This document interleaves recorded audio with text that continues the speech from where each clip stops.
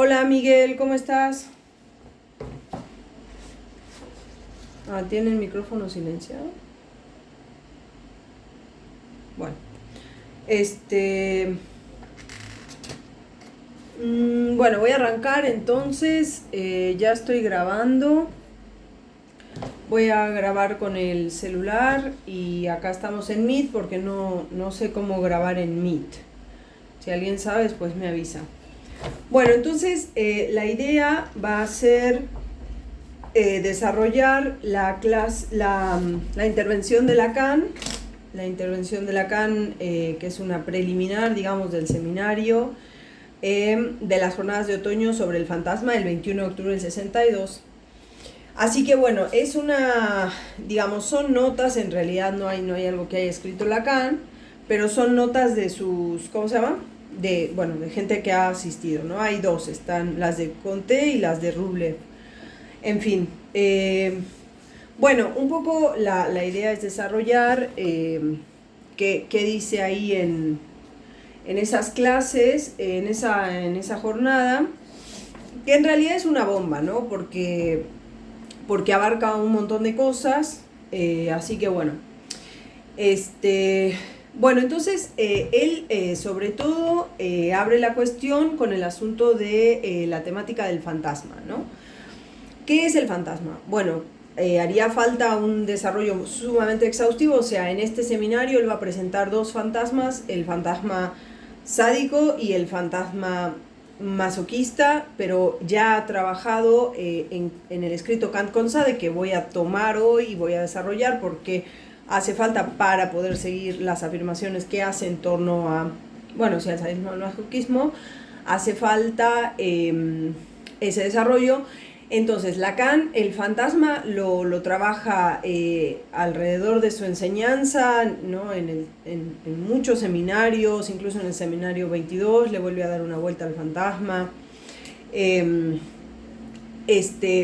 Digamos, ¿qué es el fantasma, no? O sea, una pequeña introducción podría ser, el fantasma es una traducción no literal, ¿no? De la fantasía freudiana, ¿no? ¿Y qué es la fantasía freudiana? La fantasía freudiana es explicada como aquello que está por fuera de la neurosis, dice Freud, ¿no? O sea, está como exiliado de la neurosis, en el sentido de que es algo que avergüenza, ¿no? Es algo de lo cual, digamos, uno se siente como extranjero, ¿no? Ahí en ese texto. Freud desarrolla la fantasía, por ejemplo, en Pegan a un niño, pues lo recomiendo mucho la lectura, ahí habla de la fantasía en tres fases. La primera fase es, pegan a un niño, entonces en la primera fase el padre, solamente hay dos personajes, el padre y el niño, todo esto es a nivel inconsciente, ¿no? Entonces ahí la demostración de amor se da por el azote, ¿no? Ahora, después en la segunda fase, Freud dice es una fase que no es recordada, es una fase que en realidad es construida en el análisis, y ahí el golpe va hacia otro niño, hacia otro que yo, ¿no? Entonces a un niño que odio, ¿no? Entonces el padre, o sea, fíjense cómo se liga ahí, y lo dice Freud, ¿no es cierto? La situación de la satisfacción, el amor, pero también el odio, ¿no? Dice Lacan en la vuelta, digamos, en el paso de la primera fase a la segunda fase, se da la situación en la cual el niño se vuelve espectador, ¿no? O sea, el niño mira la escena, ¿no? Que es otro de los elementos fundamentales del fantasma, ¿no? O sea, el sujeto se vuelve espectador de esa escena que recrea inconscientemente una y otra vez y la ve pasar en su vida todo el tiempo, ¿no? El fantasma por lo general se presenta con un texto, ¿no? El texto del fantasma.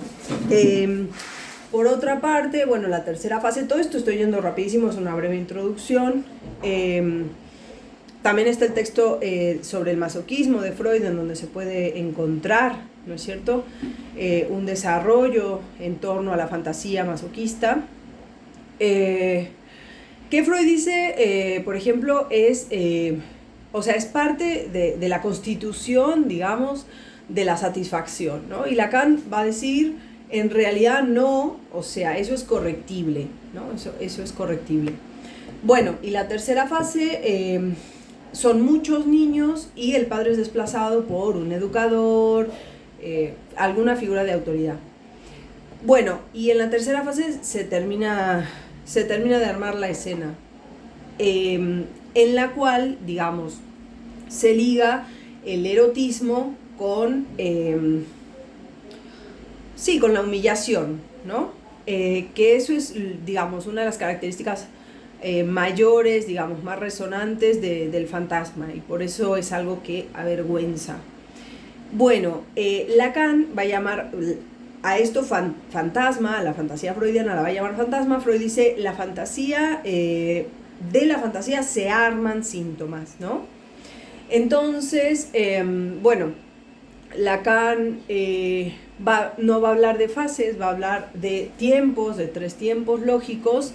El primero de ellos tiene que ver con el sujeto como falta en la cadena, ¿no? Entonces, bueno, acá está el grafo para explicar otra cosa, pero digamos, lo primero que ocurre es que el sujeto, en la cadena de los significantes, dice un sujeto es lo que representa un significante para otro significante, S1, S2, en donde no hay una reciprocidad, o sea, no es que S2 viene a completar a S1, ¿no? O sea, el vínculo entre significantes no es de reciprocidad. Y el sujeto es lo que no está en ninguno de esos significantes, o sea, no hay uno que lo nombre como tal, ¿no? Dice Lacan, está forcluido de la cadena de los significantes del otro. Bueno, para quienes estén empezando con la lectura psicoanalítica, el concepto de sujeto es un concepto, bueno, subversivo, sobre todo subversivo de la filosofía, pero también subversivo respecto de los usos, ¿no? El uso de la representación freudiana, ¿no? Entonces, el sujeto, digamos, Lacan le pone una barra para indicar la escisión de la que forma parte todo el tiempo, ¿no? La falta, que tiene que ver, desde luego, con la castración. Y hoy vamos a ver un poco eso, ¿no? ¿Qué es castración? O sea, no es simplemente me cortan el pito, sino que la castración tiene muchísimas lecturas, ¿no? O sea, en el sentido de que se presenta de muchas maneras, pero la lectura es una. Bueno, ¿qué más? Bueno, el sujeto, entonces, fíjense en el grafo, lo podemos encontrar el fantasma que está, acá lo situé, es sujeto barrado, ¿no es cierto? Sujeto barrado, losange, que losange ahora vamos a desarrollar un poco qué es, objeto A, ¿no? El objeto A no lo voy a desarrollar hoy para nada porque en realidad este seminario, digamos, una de las riquezas de este seminario es que Lacan va a desarrollar y va a, digamos, mostrar lo que él llama su única invención, que es el objeto A. Bien, y lo va, en este seminario, lo va a nombrar causa del deseo, ¿no? Entonces, ha hablado del objeto, ha hablado de la relación de objeto, seminario 4, en fin, pero es la primera vez que lo va a llamar causa del deseo y va a desarrollar qué quiere decir esto. Seminario 10 y seminario 11. Bueno, entonces el fantasma, para Lacan implica, como les decía, 3 momentos lógicos. El primero de ellos es el sujeto que falta en la cadena. El segundo de ellos es la pérdida, o sea, que se hace perder, digamos, se aliena a los significantes del otro, que también es otra noción, digamos, que para algunos puede parecer novedosa, digamos, se pliega sobre los significantes, sobre la cadena del otro, y ante la falta del otro responde con su falta. O sea, cuando él va notando que el otro, digamos, tiene traspiés, no es congruente, digamos, eso rápidamente los chicos lo notan, bueno, ahí, digamos, puede responder con su falta, ¿no? Entonces, él se pregunta si le puede perder al otro. Y ahí es cuando se va armando la pregunta, ¿qué voy? ¿Qué me quiere? ¿Qué voy? Es en italiano, viene de una novela, que es El diablo enamorado de Cazotte, que también la recomiendo muchísimo. Lacan la recomienda en este seminario. Entonces el diablo le pregunta, ¿no? Es una pregunta angustiante porque el diablo le pregunta, ¿qué voy? O sea, ¿qué quieres? Al personaje, ¿no? Biondetta, que es el diablo, ¿no? Le pregunta a este hombre, ¿qué quieres? Y él es... Entonces Lacan ahí va a jugar, digamos, con ¿Qué me quiere? ¿No? Ya estoy yo acá, yo estoy hablando ya de la introducción, pero también de la clase 1, digamos, ¿no? Vamos a ir hablando de ambas. Entonces Lacan hace un deslizamiento y dice, la angustia se presenta, ¿no? Bajo la pregunta ¿qué voy? ¿Qué quieres? ¿Qué me quiere? ¿Qué quiere él de mí? ¿Cómo me quiere? ¿Qué quiere él en lo que concierne al lugar del yo? ¿No? Y ahora vamos al asunto del yo. Pero antes de eso, el tercer momento lógico, digamos, del fantasma, entonces ya nombre falta, pérdida. Entonces se pregunta si el otro lo puede perder para devenir causa, ¿no? Para devenir causa, que es, creo que en la clase que viene Lacan lo va a plantear, digamos, ¿no? Digamos, la constitución, ¿no? de esa causa, del fantasma y del sujeto. Entonces, para devenir causa, ¿qué esta causa? Bueno, es sobre lo que se va a interrogar el seminario sobre la angustia. Porque uno podría decir, y esto lo adelanto, digamos, para que lo anoten por ahí, a mí me parece que el encuentro de hoy tiene que ver con hacer una presentación que no va a ser del todo, digamos, entendible, pero digamos que se va a ir desarrollando, ¿no? Como en las entrevistas preliminares, ¿no? Que se va a se plantea, digamos, se plantea lo que se va a ir desarrollando en el transcurso del tiempo que duren los encuentros, ¿no? Bueno, en fin, entonces, falta, pérdida de causa son los tres momentos lógicos que Lacan plantea para el fantasma, y Lacan habla de muchos tipos de fantasmas. Habla del fantasma masoquista, habla del fantasma sádico, que lo vamos a ver un poco, pero también en el seminario 8 habla del fantasma de la neurosis para la estructura obsesiva y el fantasma para la estructura histérica, o histeria, digamos, para la estructura de la histeria. Bueno, entonces,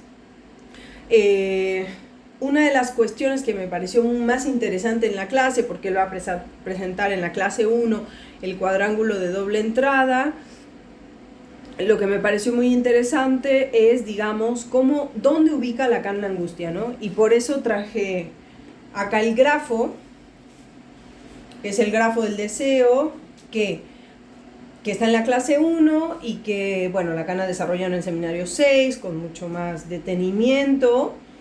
Y uno podría decir que es el grafo del deseo, es todo lo que ocurre cuando alguien habla, ¿no? O sea, cuando se habla seriamente, ¿no? Ocurre todo esto. Los elementos, bueno, los voy a nombrar simplemente. El ideal, acá encontramos, o sea, este vector, digamos, es el vector del narcisismo que va de un lado a otro. Bueno, si les interesa me preguntan sobre los elementos, pero digamos, lo que nos interesa acá es esto, ¿no? Que hay el campo que ha llamado Lacan de la enunciación, que es el piso de arriba, y el campo del enunciado, que es el piso de abajo. Tiene dos pisos, ¿no? Si lo vemos así, pero también se puede cerrar como un 8 interior. En fin, la cuestión es que acá está el ideal y acá está el sujeto. Entonces, fíjense que esto parte de acá y culmina acá, pero tiene varios vectores. Y acá el vector, este es el vector del narcisismo, en donde, ahora lo voy a desarrollar un poco el narcisismo, tenemos acá I de A, que se lee imagen de A, o sea, lo que cubre a A, y acá, por otro lado, A pequeña, A minúscula, objeto del deseo, podríamos decir acá, no causa del deseo. Y en el piso de arriba, tenemos acá esta cuestión que es, acá está el deseo y acá está el fantasma, ¿no? Entonces, lo que dice Lacan es que el fantasma es aquello que sostiene el deseo, ¿no? Pero también lo cubre. Entonces, yo les decía, ¿qué es la angustia? Y uno podría, Lacan lo que dice en esta clase es que, esto es, digamos, literal, cita literal, dice: es en el juego de la dialéctica que anuda estas dos etapas que vamos a ver introducirse la función de la angustia. O sea, en la dialéctica, ¿no es cierto?, entre estas dos etapas, ¿no? Entre estas dos se va a ubicar la angustia. Quiere decir, entre el narcisismo y entre el fantasma, que el fantasma está íntimamente vinculado con el deseo. Ahí Lacan va a ubicar la angustia. Ahora, ¿qué es la angustia, no? Podríamos decir en un primer encuentro, esto capaz no se va a entender mucho, pero la idea es que lo lo tengan por ahí para cuando lleguemos a esa parte del seminario. La angustia, digamos, es el momento en el que el objeto está plegado al sujeto, ¿no? O sea, está en el cuerpo, el objeto A. Entonces es importante, por eso dice Lacan, la angustia no engaña, ¿no? Es otra de las fórmulas de la angustia lacaniana, y dice la angustia no engaña porque de atravesar esa angustia, digamos, el objeto cae como un resto, y cuando cae como resto lo que permite es que opere como causa del deseo, ¿no? Entonces, ¿qué quiere decir para pensar un poco? Digo, hoy no se conectaron muchos en tiempo real, entonces no vamos a poder plantear un momento, ¿no? Como un pensar, va a ser más bien hoy un monólogo.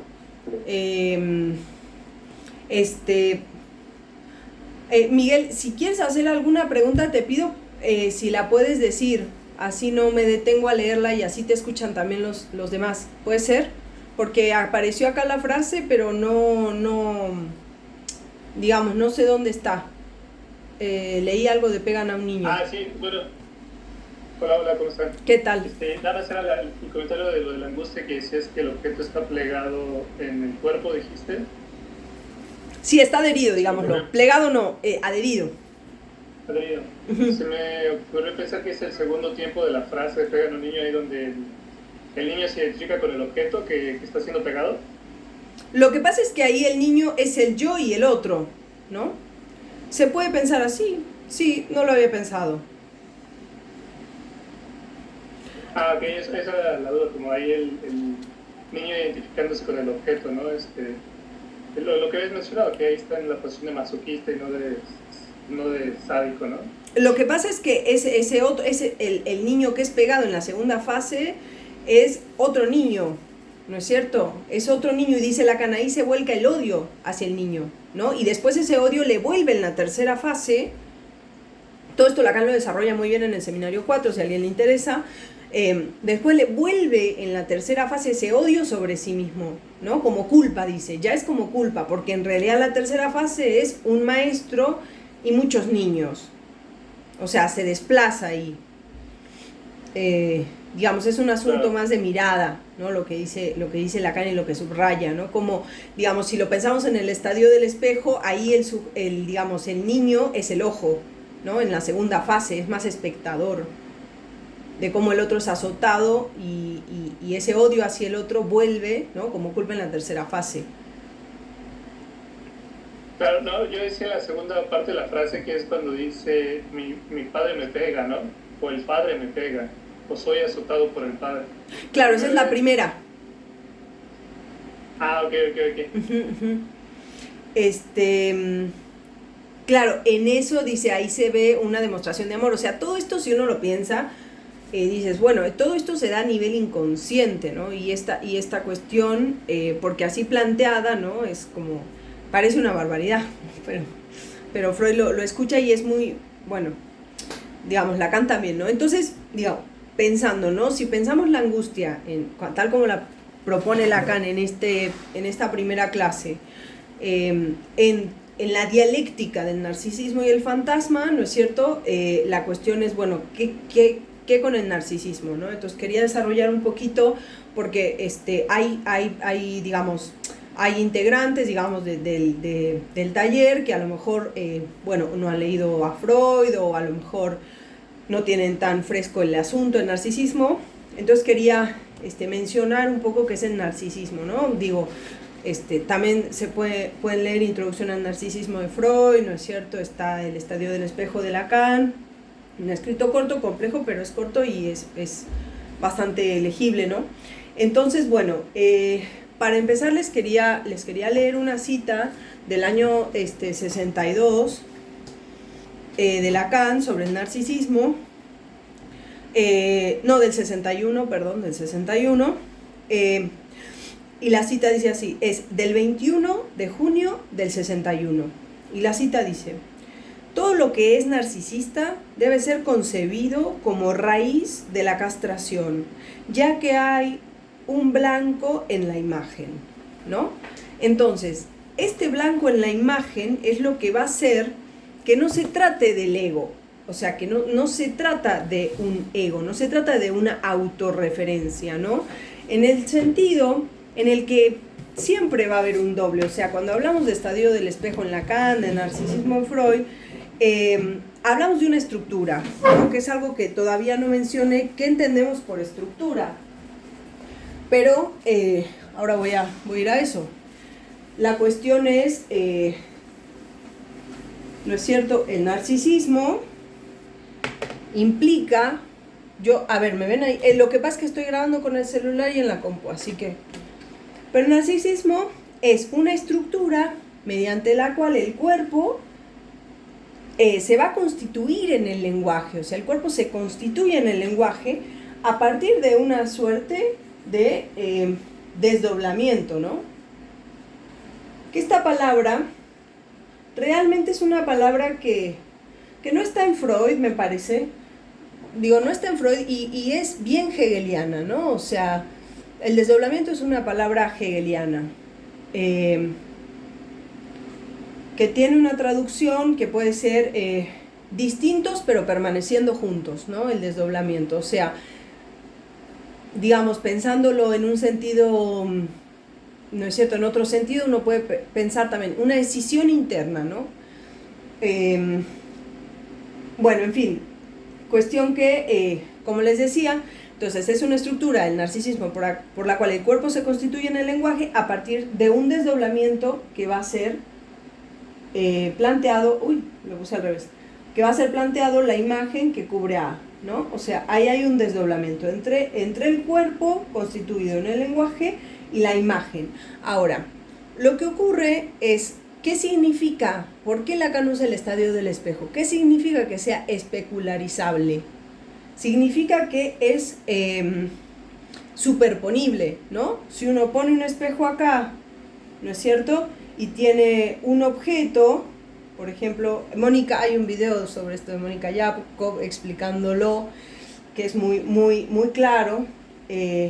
Entonces dice, si yo tengo este objeto y acá tengo el espejo, entonces este objeto yo lo puedo mover hacia acá y lo puedo después, digamos, esta raya quedaría así, y después la puedo girar hasta que quede acá, ¿no? Eso significa que este objeto, que está en dimensión 2, es superponible. Ahora, si es superponible, entonces se dice que un objeto, digamos, un ente es especularizable. Si no es superponible, entonces, si no es superponible, entonces no es especularizable, ¿no? Entonces, la cuestión es en qué dimensión uno está, porque si uno está en una dimensión 2 va a haber cosas que sí sean superponibles, y en una dimensión 3 eso puede llegar a cambiar, ¿no? Por ejemplo, hablando del nudo Borromeo, ¿no? que hemos estudiado mucho con Ángel. Ahora, ¿cuál es la cuestión? La cuestión es que aquí estamos hablando es que se trata de una imagen, ¿no es cierto? Una imagen que se va a superponer acá. No la puedo dibujar, pero es conceptual, digamos, esta imagen se superpone, ¿no? Se superpone, lo podríamos poner, lo podemos significar eso con los paréntesis, la imagen se superpone al objeto, entonces, no es distinguible del objeto, ¿no es cierto? Ahora voy a seguir ahondando eso. Ahora, la cuestión es que esta imagen no es identitaria, o sea, no le pertenece al objeto, se le superpone, pero no es el objeto. Entonces, es una imagen extranjera que ya plantea un doble, ¿no? Ahora, otra cosa del narcisismo es que no hablamos de que se encarna, digamos, no es que se encarna. Esto lo tomo de un libro que, bueno, está dedicado a estudiar eso, que es de Paula Hockman, que se llama Psicoanálisis del narcisismo y el fantasma, que lo recomiendo mucho. Entonces, esto lo subraya Paula y me parece muy, muy interesante, ¿no? O sea, que no es la encarnación del verbo, digamos. ¿Qué quiere decir esto? No somos religiosos, o bueno, no, tratamos de no serlo tanto. Quiere decir que el significante, ¿cómo se dice? El trazo significante, digamos, la repercusión significante implica que hay un resto, hay una parte separada del cuerpo, ¿no es cierto? Y esa parte separada del cuerpo va a ser, ¿no es cierto? Porque este objeto A está marcado por ¿esto qué es? Esto es castración, ¿no? Menos phi es castración. Entonces, la parte separada del cuerpo, que va a ser el objeto causa del deseo, ¿en dónde va a ir a parar? Va a ir a parar al fantasma, ¿no? Entonces, no es ego porque no es un sí mismo, porque siempre pasa por el otro. En ese sentido no podemos hablar de autoestima, como dicen muchos consultantes, ¿no es cierto? Llegan y tengo problema de autoestima, ¿no? Entonces uno piensa, pues no, realmente no. Es una heteroestima, porque esa imagen con la que tiene problema viene del otro, ¿no? Entonces, del otro, o sea, del inconsciente. Bueno, entonces, la cuestión es que que el sujeto empiece a reconocer ese desdoblamiento para que deje de ser turista de ese texto, ¿no? De ese texto del fantasma que le resulta tan extranjero, tan extraño. Bueno, entonces, bueno, ¿qué más? A ver, después sigo con esto.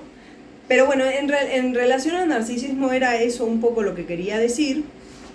Y fíjense, porque Lacan lo que voy a decir a continuación o en algún otro momento es cómo Lacan dice que la dimensión de la verdad en las jornadas, dice la dimensión de la verdad se abre en el marco de la mentira, ¿no? Y eso es muy importante, o sea, la mentira para el psicoanálisis es fundamental de la verdad, porque deja ver que no hay una verdad absoluta, ¿no? Entonces esto ya es una suerte de mentira, ¿no? Esta imagen que se superpone a ese objeto, que no es un ser, ¿no?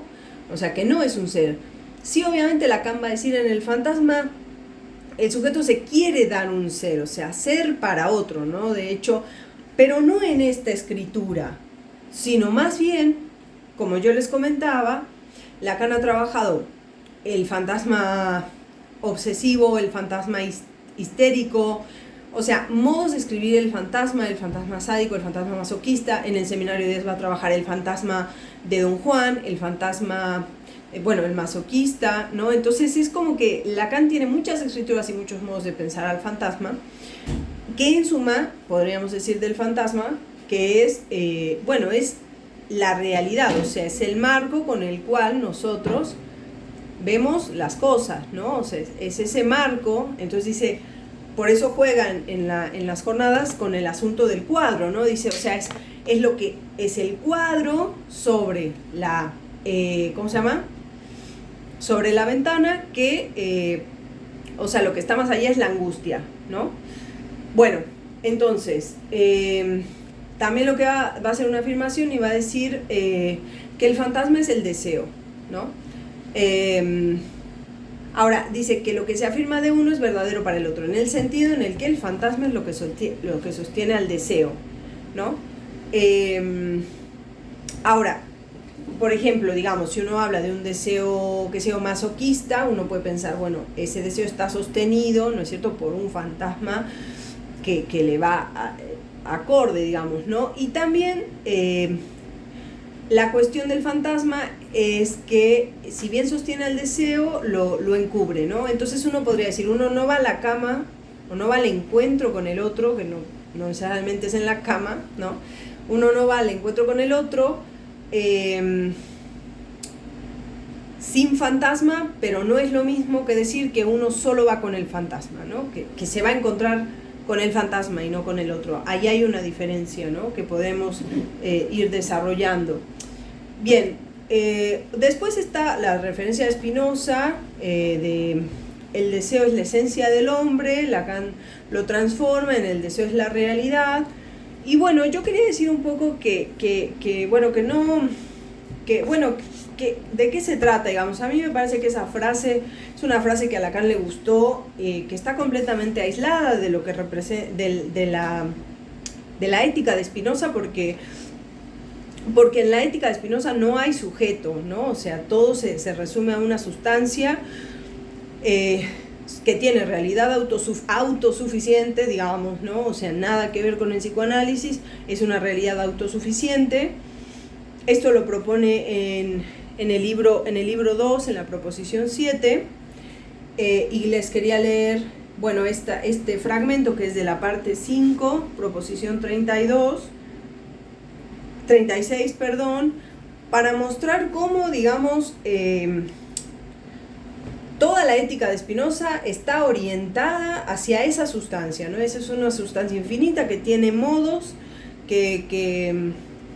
pero que ya está hecha, ¿no? Y que los modos son para que el hombre la entienda, pero en realidad la sustancia no tiene modos, ¿no?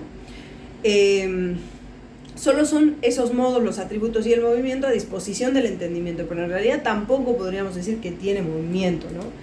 Entonces dice, proposición 36, el amor intelectual de la mente hacia Dios es el amor mismo de Dios con el que Dios se ama a sí mismo, no en tanto que es infinito, sino en la medida en que puede explicarse por medio de la esencia de la mente humana, ¿no? Entonces corto ahí. El amor intelectual de la mente hacia Dios es el amor mismo de Dios con el que Dios se ama a sí mismo en la medida en que se puede explicar por medio de la esencia de la mente humana. O sea, hay una orientación de la ética, pero es una orientación absolutamente dirigida, digamos, hacia Dios, ¿no? Hacia esa sustancia infinita.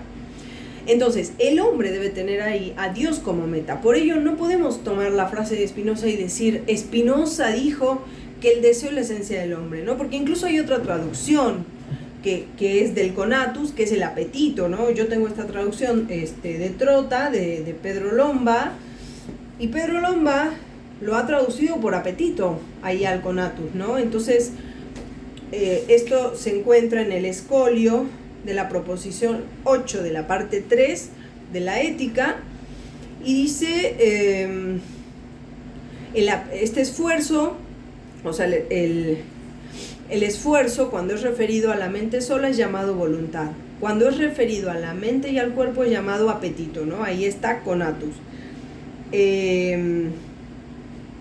Dice, el cual por lo tanto no es nada otro que la esencia misma del hombre, ¿no? Entonces Lacan se toma de esa frase para decir, Spinoza dice que el deseo es la esencia del hombre, pero bueno, ahí la cuestión, digamos, esa esencia o digamos, esa orientación siempre se va a dirigir hacia Dios, ¿no? Y dice, es un esfuerzo con el que toda cosa se esfuerza por perseverar en su ser. Bueno, entonces, ese esfuerzo tiene que ver con lo que para Spinoza va a ser el deseo, pero que va a estar orientado, como les digo, hacia la sustancia, ¿no? De hecho, el hombre no es hombre, o sea, es un modo de esa sustancia. Entonces, digo, no hay sujeto, el deseo no tiene nada que ver con el deseo lacaniano, porque para Spinoza, por ejemplo, no hay negación en la sustancia. Spinoza dice en una carta a un amigo, toda determinación es negación. Hegel toma eso, lo desarrolla, pero la cuestión es esa, ¿no? O sea, el deseo tiene que ver con la negación, o sea, es una negación, tiene un sentido negativo porque es por la falta, digamos, que lo constituye, y sobre todo que hay una determinación del objeto, o sea, no es cualquiera, ¿no? Entonces digo, por eso es como que una frase que a Lacan le gustó, pero que no tiene nada que ver con Spinoza, o sea, con Spinoza, digamos, ni Spinoza con Lacan, en fin. Bueno, después, otra cosa más, digamos, porque son como muchos elementos que Lacan va abriendo en esta jornada, y lo que va a abrir es el asunto de la estructura, ¿no? Y dice, hablamos de estructura. Y a mí me parecía muy, muy lindo poder, digamos, compartir una definición de estructura que encontré en un texto que a quien le interese se lo puedo dar, que es de José Alfredo Amor, un matemático mexicano, que tiene que ver con la topología y qué sé yo, pero ahí en una nota al pie define estructura de este modo, ¿no? Entonces dice que la estructura es una cuarteta en donde, digamos, el primero de estos elementos lo va a escribir así, Acuérdense que hablábamos también, ¿no? El fantasma es una estructura, el narcisismo es una estructura, ¿no? Entonces lo va a escribir así. Una cuarteta llamada A, ¿no es cierto? Que tiene, que dice que en principio el primero de los elementos de esa estructura es que se trata de un conjunto no vacío. O sea, es un conjunto no vacío, A. Luego, el segundo elemento es que hay relaciones, ¿no? Lo escribe R, relaciones que se aplican sobre el conjunto, ¿no? Y uno podría decir, bueno, ¿qué tipo de relaciones? La relación de causa, por ejemplo, es una de ellas. Y luego, a ver, lo hago acá más chico. Entonces, A, conjunto no vacío, R, relaciones. Después dice que el tercer elemento es que están las operaciones, ¿no? Y uno podría decir, ¿qué operaciones hay en una estructura? Por ejemplo, en la estructura de un análisis. Bueno, está la construcción, el corte, la corrección, ¿no es cierto? Son operaciones en un análisis. La lectura, ¿no es cierto? Bueno, y después que hay elementos distinguidos, ¿no? Elementos distinguidos, por ejemplo, uno podría pensar el sujeto, el otro, el objeto, en fin, ¿no? Entonces, bueno, esa es una linda definición de la estructura para pensar, y al que le interese le paso el texto. Bueno, otra de las cosas que son así como afirmaciones sueltas que yo fui tomando un poco para ir planteando este antecedente del seminario, y dice que la dimensión de la verdad supone la paradoja de la mentira, ¿no? Entonces, la paradoja de la mentira es una paradoja semántica. Hay paradojas semánticas y hay paradojas sintácticas. Las paradojas sintácticas apelan al mero uso lógico y las semánticas al contenido, o sea, al sentido de lo que se está afirmando, ¿no? Entonces, la paradoja de la mentira es, se presenta de este modo. Uno tiene la frase, la presente oración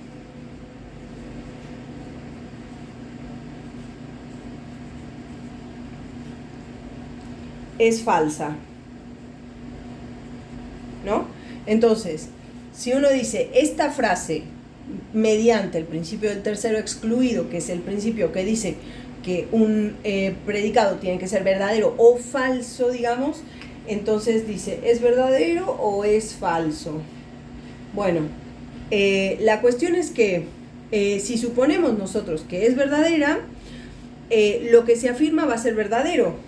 La presente oración es falsa, eso es verdadero, pero como está diciendo que es falsa, llegamos a una contradicción.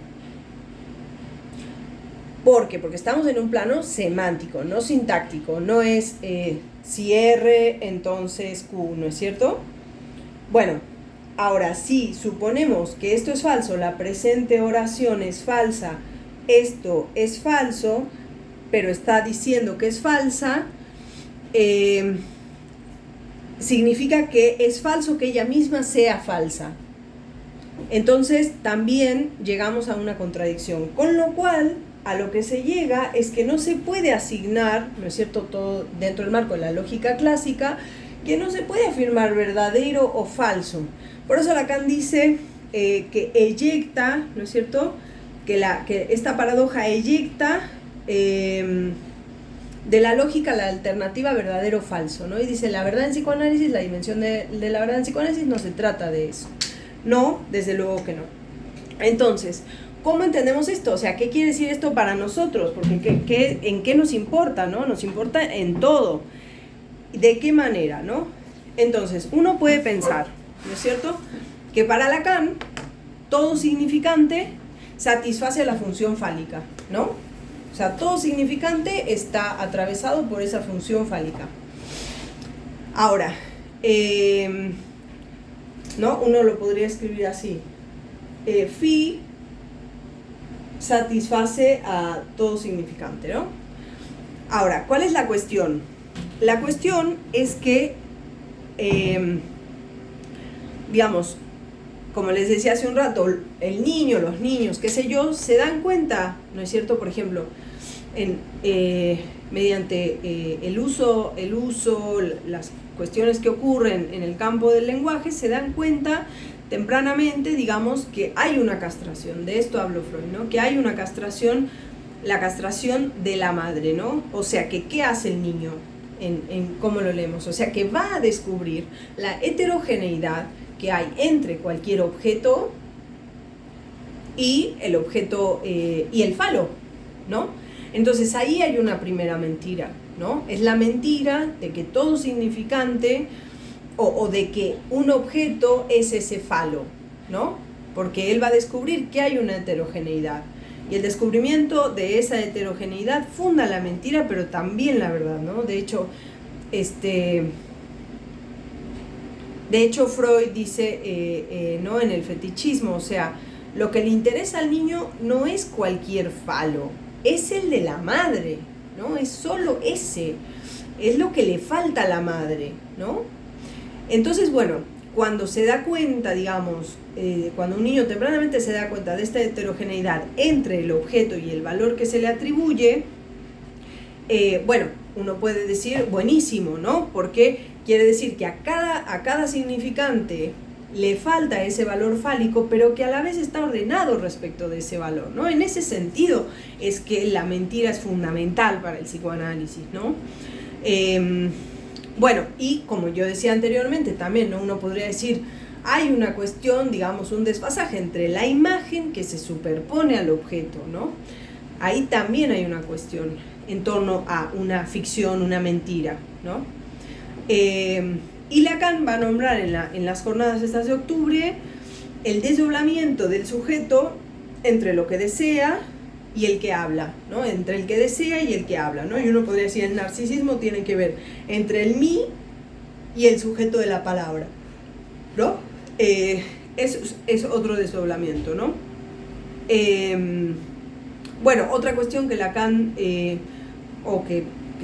se establece ahí en las jornadas, es el aspecto del deseo, que eso es muy importante porque en la clase 2 del seminario 10, o sea, el encuentro que viene, Lacan va a hacer, digamos, un análisis, por así decirlo, en relación al deseo lacaniano y al deseo hegeliano, ¿no? Porque realmente si uno se detiene un poco a leer a Hegel y sobre todo al Hegel que Lacan leía en esta época, que ha sido el Hegel de Koyev,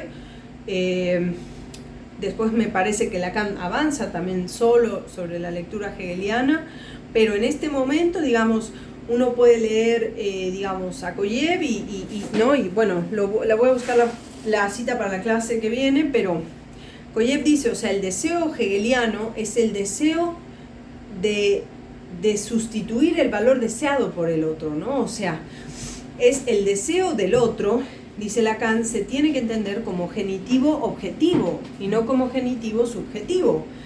¿Qué quiere decir esto?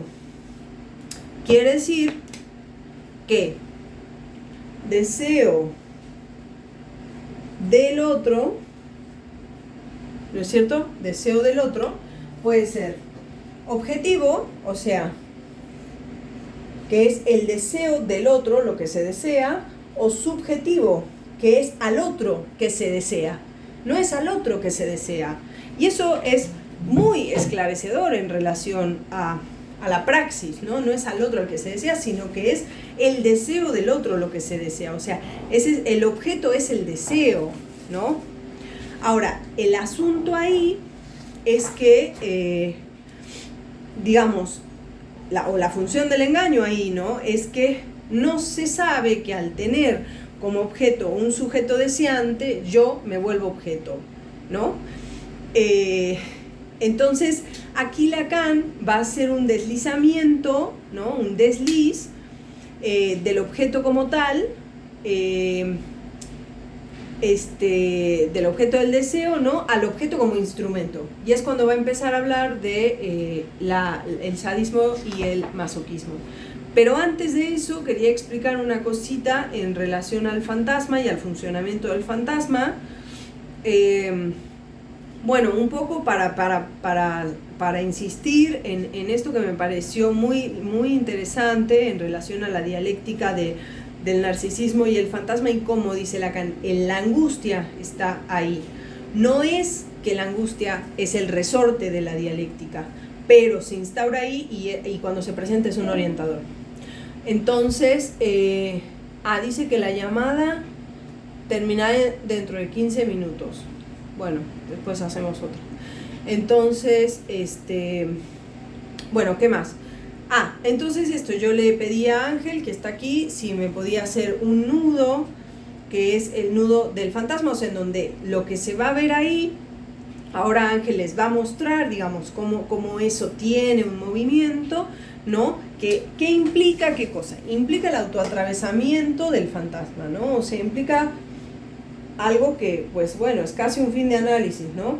Pero tiene que ver con que el sujeto, dice Lacan en algún momento en estas jornadas, está tan barrado que no se ve más que el objeto, ¿no? O sea, o hay uno o hay otro. Entonces, lo que Ángel les va a mostrar, me va a hacer el favor, es, digamos, demostrar dos redondeles, ¿no es cierto? Tenemos un 8 interior y otro redondel, en donde hay un elemento extranjero a estos redondeles, que es precisamente la torsión del redondel, ¿no?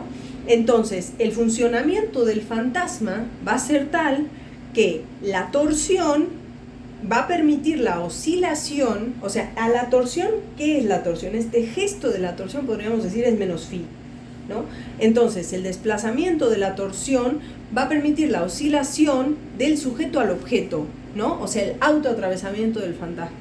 Que el sujeto, digamos, queda en ese lugar de objeto, como les decía recién, si mi objeto es un sujeto deseante, entonces me vuelvo objeto, ¿no? El sujeto queda en ese lugar, pero no se puede ver, ¿no?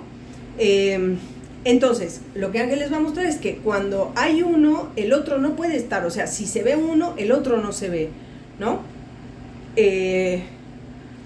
Bueno, y entonces, losange, como les decía, que es otro de los elementos del fantasma, losange se puede pensar como la torsión que está, ¿no es cierto?, el deseo de, ¿no?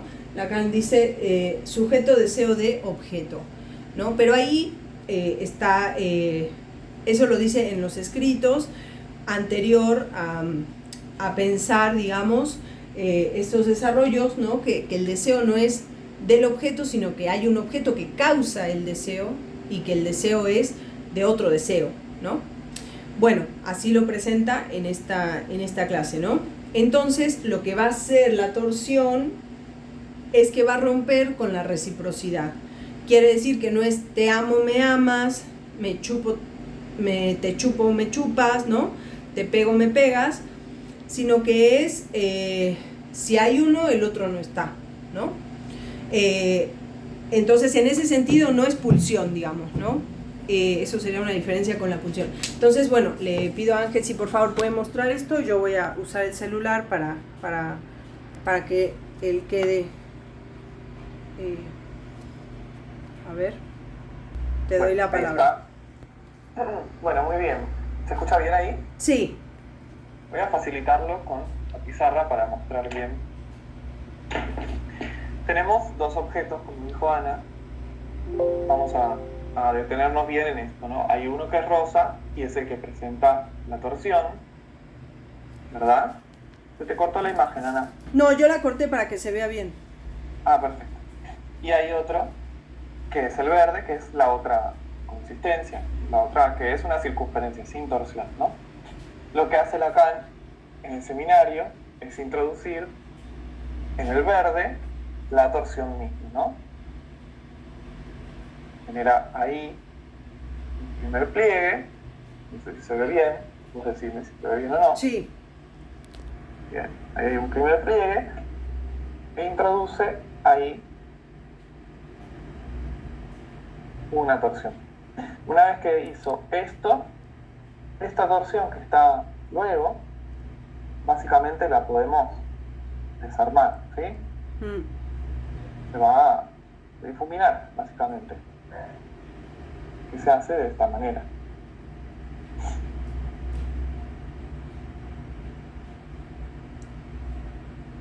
Introduciendo giro, voy a pasar hacia este lado, y ahí vemos que nos queda el rosa por arriba del verde. ¿Ve bien? Sí.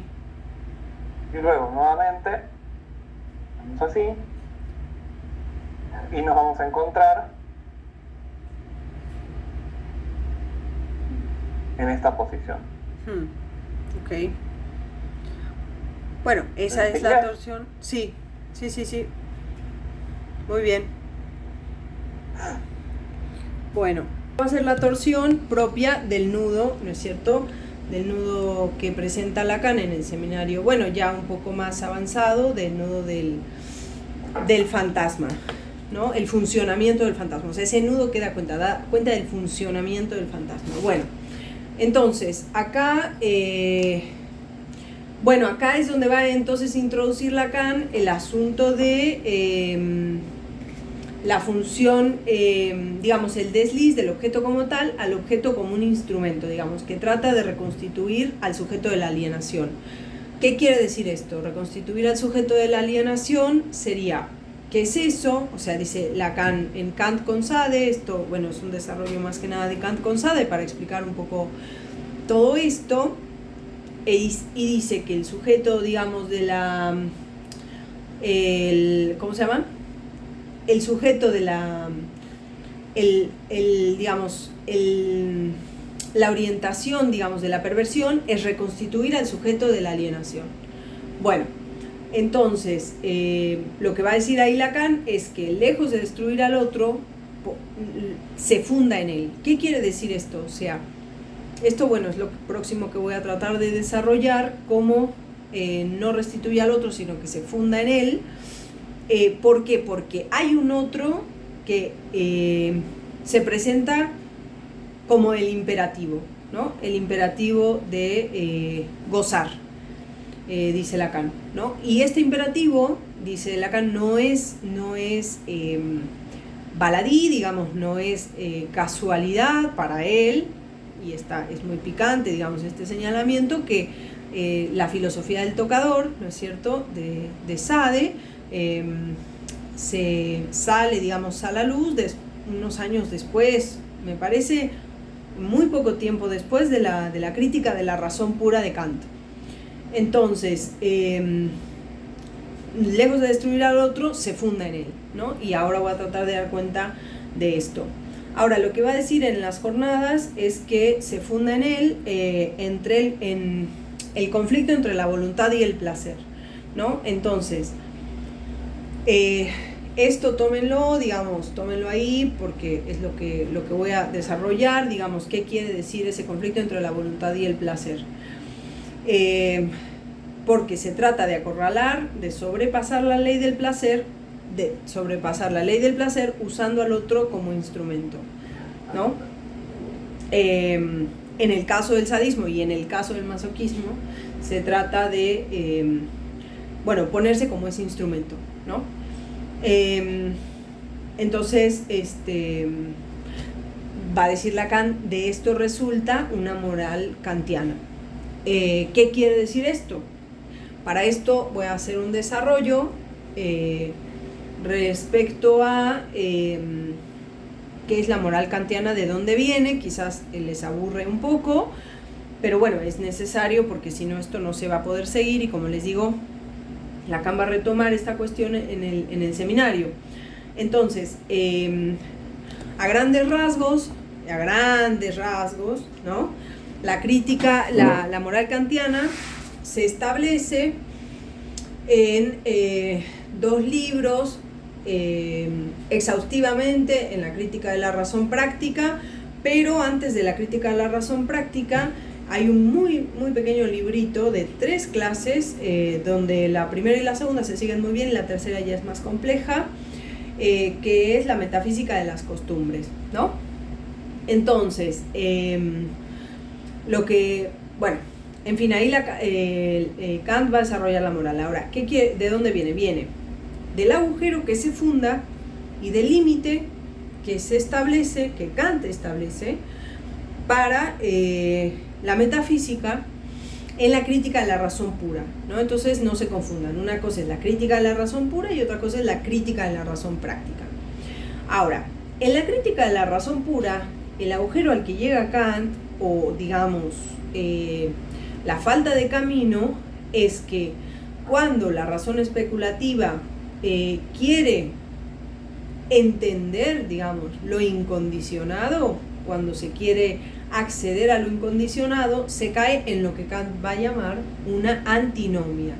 Una antinomia es, Kant presenta solamente 4 antinomias, ¿no? Hay quienes ya hablan como de, bueno, no importa, no me voy a poner tan exquisita con la filosofía, pero no importa. Entonces Kant presenta 4 antinomias en la crítica de la razón pura, que son argumentos bien formados, digamos, que afirman algo, y argumentos bien formados que niegan algo. Entonces la razón ahí cae en una antinomia, ¿no? O sea, no puede superar esta situación. ¿Y cuándo pasa esto? Esto pasa en un punto, que es en el punto en el que se quiere, digamos, ir hacia lo incondicionado. Por ejemplo, Dios, ¿no? No se puede hacer una prueba de la existencia de Dios, dice Kant en la crítica de la razón pura, porque hacer una prueba es poner en el campo, ¿no? En el campo de juego, o sea, supongamos que este es el campo de juego de la prueba. Poner a Dios en este campo implica suponerlo como algo posible. Y dice Kant, Dios no es posible, es necesario, entonces no puede entrar en este campo de juego. Quiere decir que el entendimiento llega a un límite. Hay cosas, das Ding an sich, que no es das Ding nada más, Lacan lo reduce, pero en realidad es das Ding an sich en Kant. Das Ding an sich es la cosa en sí, ¿no? Que puede ser cognoscible, digamos, que puede ser pensada pero que no es cognoscible. Entonces el límite es lo que puede ser pensado pero que no es cognoscible en el sentido de una prueba, ¿no? Entonces está Dios, la libertad, el origen del mundo, ¿no? O sea, cosas, ¿no es cierto?, como muy importantes. Entonces, ¿qué va a hacer Kant? Kant va a responderse a sí mismo, a su sistema y al límite de su sistema con la crítica de la razón práctica, en donde va a postular, ¿no es cierto?, a la libertad como un modo de probar o de proporcionar realidad a un objeto suprasensible. Lo voy a ir desarrollando, ¿no? Entonces, la libertad va a proporcionar, va a probar, digamos, de modo práctico, por eso es crítica a la razón práctica, de modo práctico va a probar que lo suprasensible existe. ¿De qué manera? Bueno, en principio, la libertad es, digamos, la pregunta por la libertad se abre cuando se empieza a pensar respecto del bien y del mal, ¿no? O sea, la libertad viene de esa pregunta, ¿no? Cuando se empieza a hablar de un sujeto de derecho, ahí es cuando la libertad es muy importante, es importante definirla. Entonces la libertad, va a decir Kant, se va a subjetivar, o sea, va a ser leída en términos de sujeto, no lacaniano, digamos, en términos de sujeto filosófico, sujeto de derecho, se va a subjetivar mediante un término que les pido lo retengan, que es el término de la voluntad, ¿no? Que es uno de los términos del fantasma sadiano y masoquista, sádico y masoquista, que dice Lacan, no están invertidos, simplemente uno respecto del otro es un cuarto de giro. O sea, no hay fantasma sadomasoquista. Se habla de sadismo y se habla de masoquismo, pero no se complementan. O sea, se trata de un cuarto de giro nada más. Entonces, como les decía, la libertad se subjetiva mediante la voluntad. Ahora, ¿qué es la voluntad? La voluntad es aquello que uno, digamos, quiere, ¿no? Ahora, ¿qué pasa? Ahí Kant va a hablar de una ley moral y de una máxima. Entonces yo puedo tener máximas en mi vida, ¿no? Comerme un pedazo de queso todos los días, eso es mi máxima. Ahora,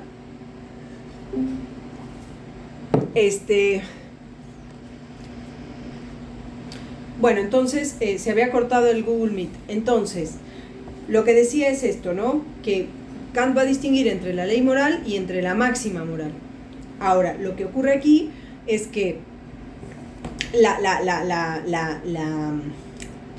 lo que Kant va a proponer es una diferencia respecto a la máxima, cuyo fundamento es el objeto, es la cosa empírica, ¿no?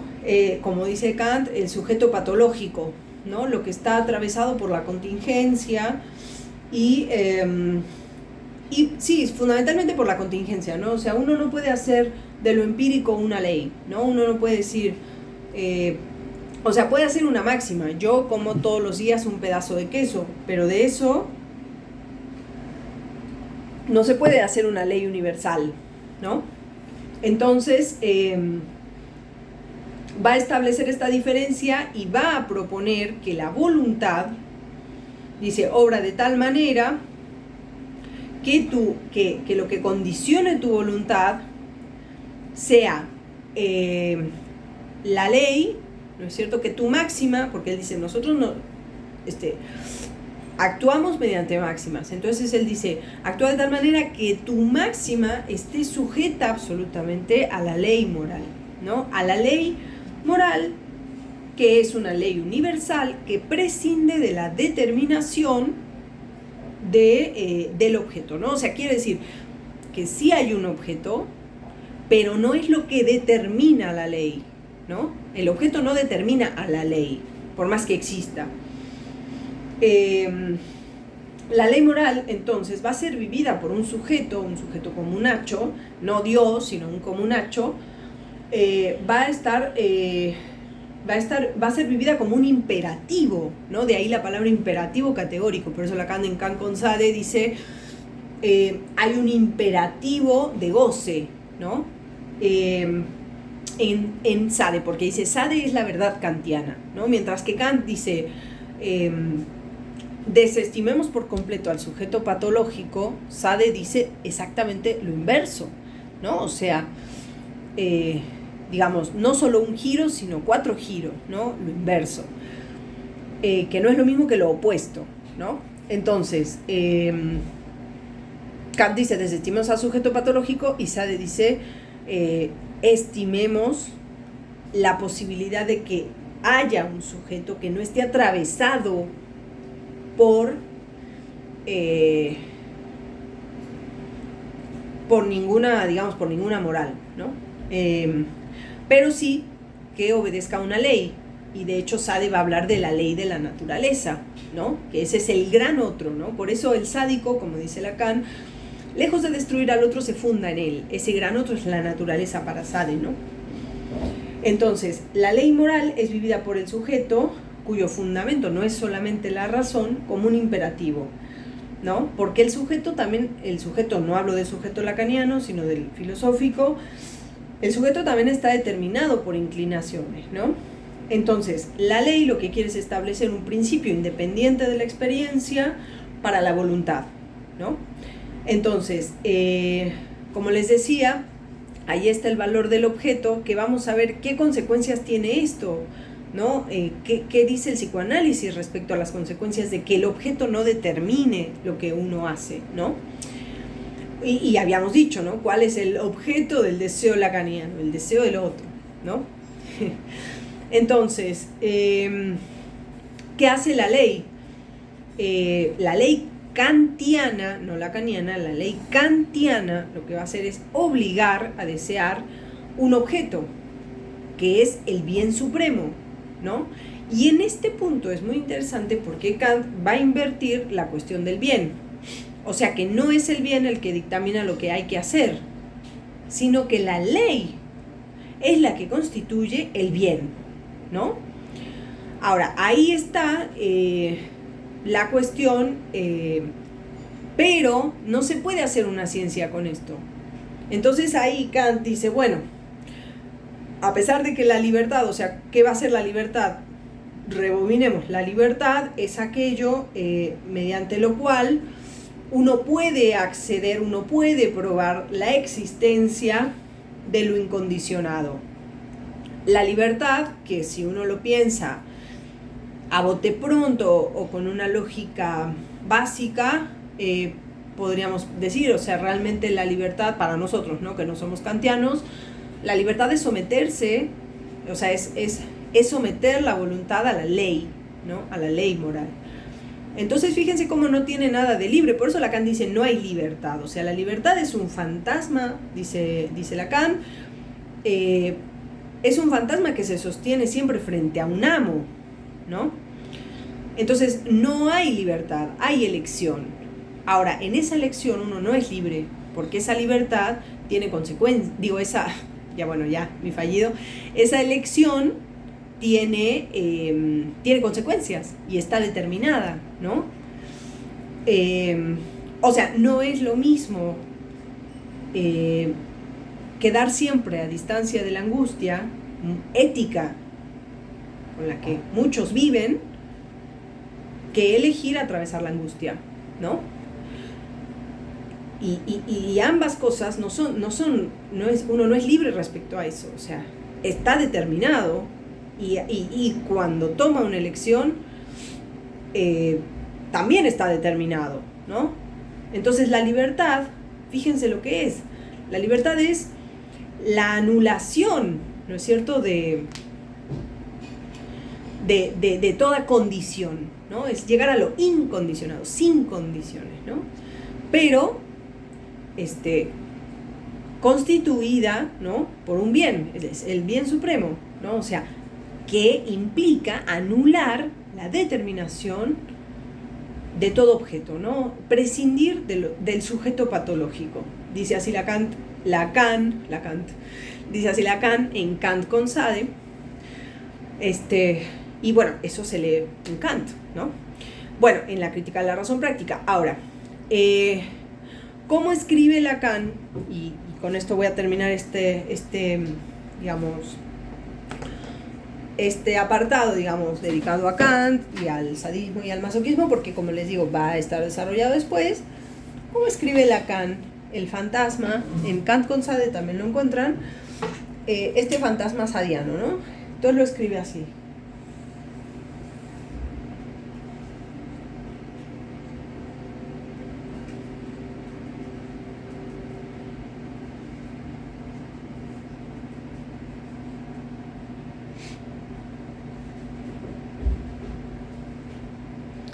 Bueno, y ahí uno puede decir, ahí se puede agregar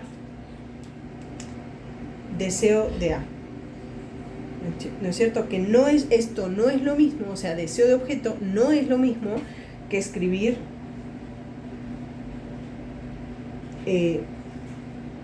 ¿no es cierto? Esto. Es decir, un objeto que causa la falta del sujeto. Ahora, ¿qué pasa? ¿Cuáles son los términos? Dice Lacan, este es el piso de la utopía del deseo. La utopía del deseo, y aquí volvemos con la reconstitución del sujeto de la alienación. ¿Qué es reconstituir al sujeto de la alienación? Es, fíjense a dónde llegamos, ¿no? Es quitarle la barra al sujeto, o sea, que desaparezca la barra del sujeto.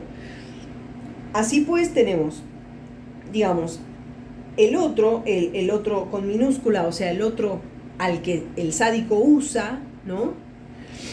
Y lo reduce a una escoria, digamos, el otro como instrumento que pasa por la voluntad, ¿no es cierto? Por eso decía Lacan, está entre la voluntad y el placer, ¿no? O sea, ¿por qué esta voluntad? Y recuerden, ¿qué era? La voluntad es el modo de subjetivar la ley moral. En este caso sería, ¿qué ley? El imperativo de goce, ¿no? Que anula todo sujeto, toda determinación del objeto, porque acá puede ir cualquiera, no hay uno determinado. Entonces, se usa al otro como instrumento, se atraviesa por la voluntad, pasa por el sujeto dividido, pero ¿qué? ¿Para qué? para reconstituirlo de su división, o sea, que el sujeto no esté tocado por ningún significante, ¿no? Entonces, bueno, es realmente... y ¿qué otra cosa?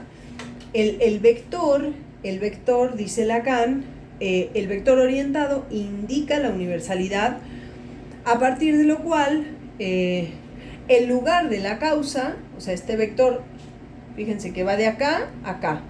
Empezamos acá el recorrido y terminamos acá. Entonces, es la orientación indica la universalidad a partir de la cual la causa se modifica ¿hacia qué? Hacia la libertad, ¿no? Ahora, ¿cuál es la consecuencia de esto? Y una cosita más. Cuando Lacan habla de cuarto de giro, lo que va a hacer es esto, ¿no? Un cuarto de giro y es el fantasma masoquista. Entonces, aquí en el masoquismo, el otro se pone a sí mismo como instrumento para respecto de la voluntad de goce y lo mismo, buscar la libertad, ¿no? Bueno, entonces, ¿cuál es la cuestión? La libertad, pues, la libertad se subjetiva como voluntad que está constreñida al bien supremo. ¿Y esto cómo lo va a leer Lacan? Lacan lo va a leer en el sentido sadiano como el goce que ejerce la moral, ¿no? O sea, el goce que ejerce la moral, que es el goce del otro. ¿Y de qué se trata el fantasma? De eso, ¿no? En este seminario Lacan también va a empezar a plantear y a ahondar respecto del desarrollo del campo de goce, ¿no? Que es otra palabra que él fundó, ¿no? Que él fundó, el campo del goce, ¿no? Y que le va a dar muchísimas vueltas. Ya en el seminario 7, fíjense que él habla de das Ding an sich, por eso digo, de hecho lo pienso así, ¿no? O sea, das Ding an sich es una inversión de la moral kantiana en el sentido freudiano, porque es la cosa, que la cosa, Freud habló de la cosa, pero en realidad es Lacan quien lo eleva a la categoría de un concepto, ¿no? La cosa freudiana, que es lo real, dice Lacan, frente a lo cual uno balbucea, ¿no?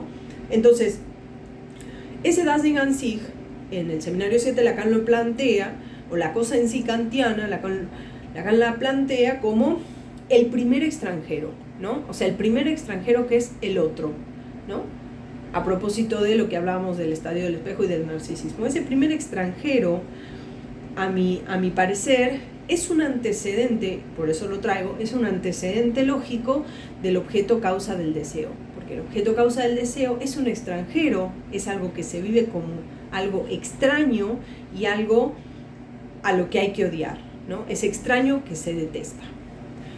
Entonces, el transcurso de un análisis implica, que eso no sea un estorbo, ¿no? Bueno, ¿y qué más?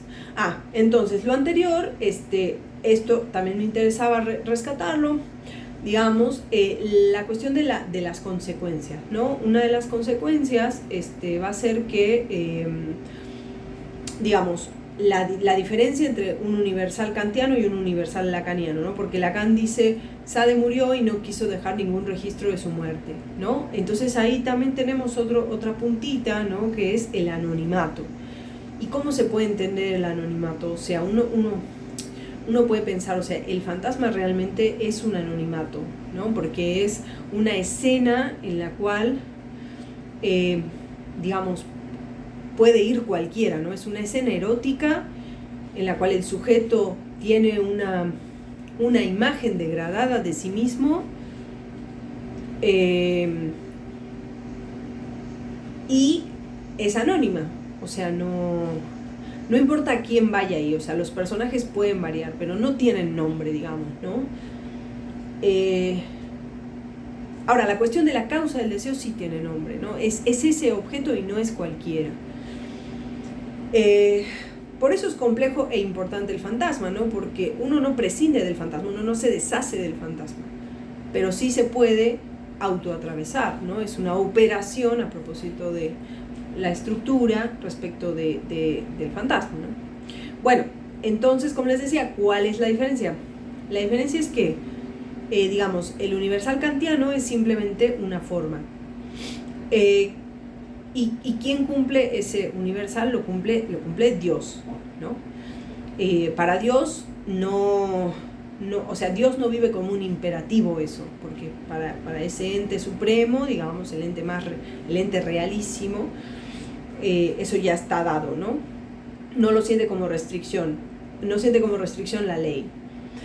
Entonces, ¿qué queda de Kant? Lo que queda de Kant, dice, es digamos, un acercarse hacia eso, ¿no? O sea, Kant se da cuenta, no es boludo, digamos, Kant se da cuenta que a eso no, o sea, uno no llega realmente, ¿no? Uno no puede anular, y de hecho Kant lo dice, no es sin dolor que uno prescinde de lo patológico, ¿no? Entonces a eso se va llegando, dice, asintóticamente, ¿no? Está en la última parte de la crítica a la razón práctica, que recomiendo mucho, que es mucho más corta que la crítica a la razón pura, así que bueno. Entonces, el universal lacaniano, digamos, no precisa de ninguna entidad para que lo cumpla, ¿no? En un sentido lógico, podemos verlo más adelante. Ahora, la cuestión es esta, ¿no? O sea, el hecho de que ningún objeto sea el fundamento de la ley moral kantiana, es lo que va a determinar el anonimato consecuente, ¿no? Porque si ningún objeto hace alto, hace diferencia y cualquiera da igual, digamos, lo importante es la libertad, llegar a lo incondicionado, entonces si da igual, pues es anónimo, ¿no? Es anónimo el pizarrón rojo que el pizarrón verde, ¿no? Ahora, en el caso del universal psicoanalítico, se encuentra un padre, digamos, un padre simbólico, y una ley que otorga un nombre. ¿Por qué? Porque el padre está causado, ¿no es cierto?, por una mujer. Esto Lacan lo va a decir mucho más adelante en la enseñanza, ¿no? Es un padre causado por un objeto, y en ese sentido no es causa de sí mismo, ¿no? Y al estar causado por una mujer, ahí instaura la imposibilidad del anonimato, porque es una causa y es esa, no otra, digamos, es una, no varias, ¿no? Entonces eso produce que no haya anonimato y produce que pueda haber una metáfora de la satisfacción, ¿no? Una metáfora del goce, cosa que no existe en el fantasma masoquista o en el fantasma sádico. Bueno, después, o sea, como último, ya para terminar un poco, la verdad que esto se hizo mucho más corto. Yo pensé que iba a durar 2 horas, pero porque pensé que iban a venir en vivo y al final no hubo mucho quórum en vivo, en tiempo real, digamos, ¿no? Así que bueno, lo último para decir, que en realidad esto es como, no lo pueden leer ustedes, ¿no? O sea, en la clase 1 Lacan, además de lo que dije, ¿no? Lo que dije respecto a la angustia, que me pareció interesantísimo, va a usar un grafo que está bueno, que lo vean, que lo lean, que lo incorporen, ¿no? A nivel, ahí, que lo tengan en cuenta, porque este cuadro de doble entrada lo va a usar Lacan alrededor de todo el seminario y está buenísimo. Y además va a agregar otra cosa que también es invención de Lacan, que es el pasaje al acto, ¿no? De hecho, hay un libro que se llama La invención lacaniana del pasaje al acto, de Pablo Muñoz, que está bueno. Y el acting out era algo que ya se usaba en la época, ¿no? De hecho, la palabra es en inglés, ¿no? Es como más post-freudiano el acting out. Pero el pasaje al acto es lacaniano, ¿no? Bueno, entonces en la clase 1 Lacan va a usar el cuadro de doble entrada, y dice, porque no quiero dejar, porque la angustia, dicen, ¿qué es la angustia? ¿No? Es un significante reprimido y el afecto queda loco, ¿no? Entonces no hay que desestimarla, ¿no? Hay que ni tenerla a mucha distancia. Entonces ahí va a hablar, digamos, de la línea de la dificultad y la línea del movimiento, y va a poner ahí la tercia freudiana, que es inhibición, síntoma y angustia,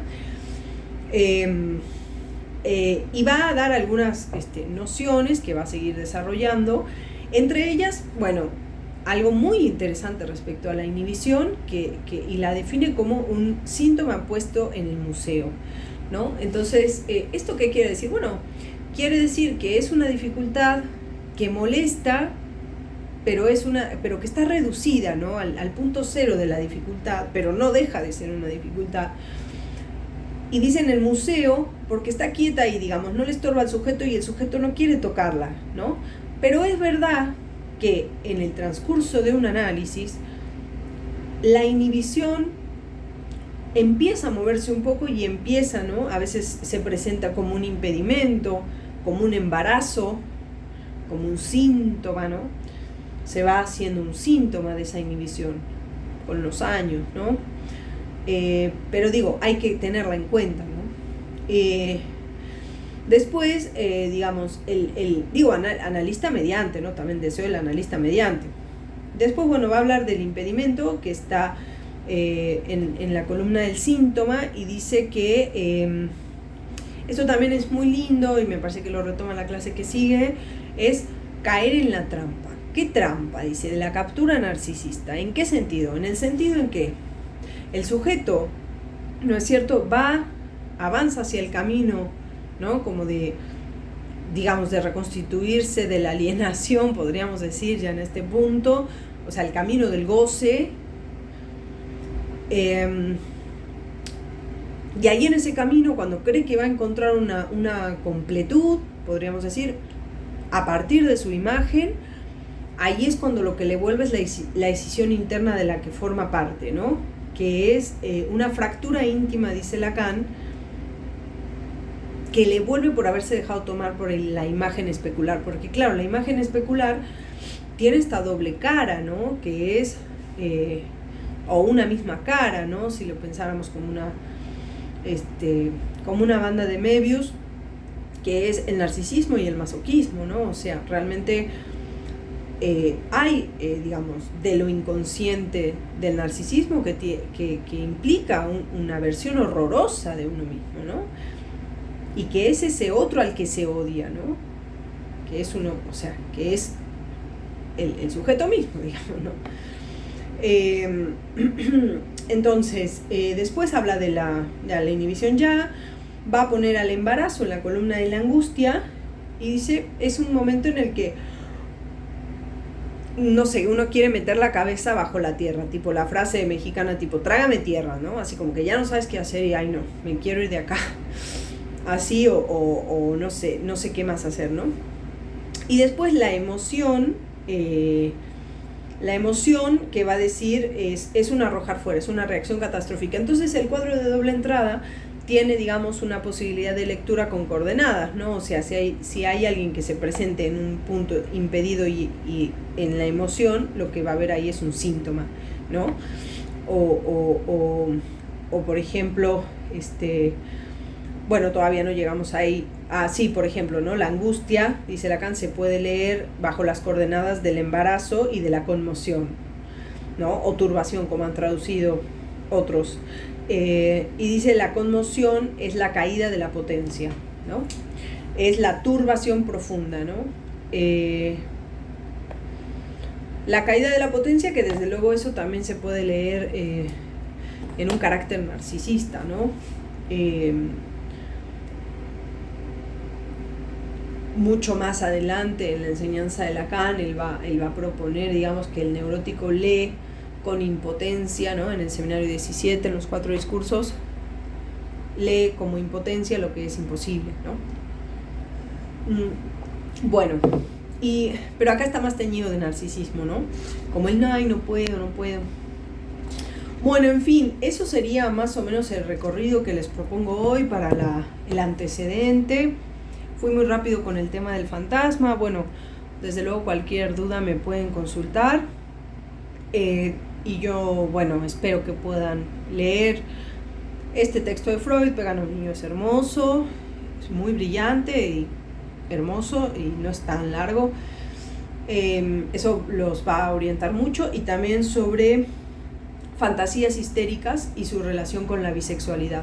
Ese texto de Freud es muy bello y orienta mucho en torno a la noción del fantasma lacaniano, ¿no? Son los antecedentes. Bueno, no me cierra acá. Bueno, nada, pues nos vemos la próxima. Espero las preguntas que me quieran hacer. Prefiero que las me envíen al grupo. La próxima, entonces la idea va a ser empezar con las preguntas y bueno, desarrollar así bajo esta propuesta la clase 2, con lo cual sería súper importante que la hayan leído los que van a asistir en tiempo real, ¿no? Bueno, en fin, dejamos entonces por hoy y bueno, un cordial saludo.